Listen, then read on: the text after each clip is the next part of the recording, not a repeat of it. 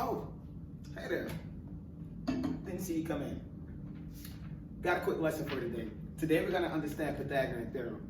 Pythagorean Theorem, P-Y-T-H-A-G-O-R-E-A-N.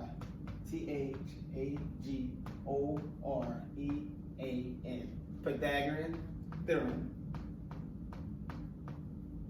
Pythagorean Theorem is a certain kind of theorem that only works for right triangles. So if you see a triangle that kind of appears like this, it's no right angle. This triangle is actually an isosceles.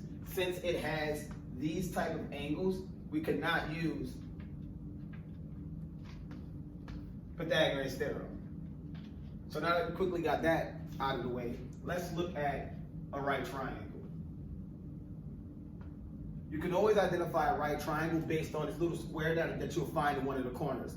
A cool little trick that I like to teach kids is you can take a sheet of paper, and if it can properly fit in any one of the corners, that's where your right angle is going to be.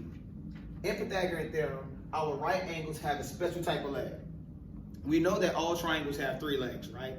But in right triangles, the longest leg is called its hypotenuse. We can always identify the hypotenuse based off the right angle.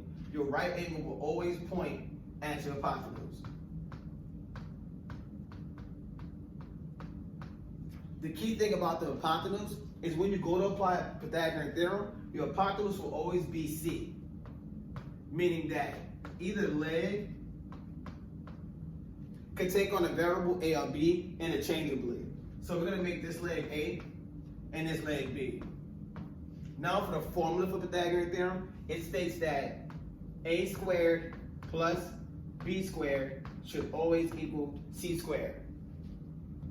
What that means when you actually break it down is the sum of the square of both of my legs should equal the sum of the square of the hypotenuse.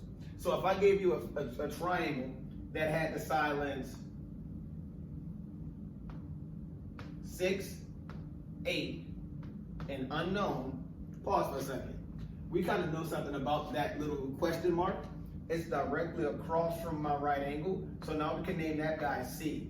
And we could perform Pythagorean theorem to find the length of this leg. So if A squared plus B squared does in fact equal C squared for this right triangle, 6 gets it squared, 8 gets it squared, and C actually keeps it square.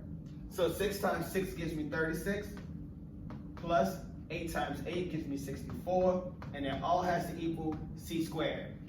36 plus 64 is 100, equals C squared. Pause. A good strategy to always get rid of a square is to put it under a square root.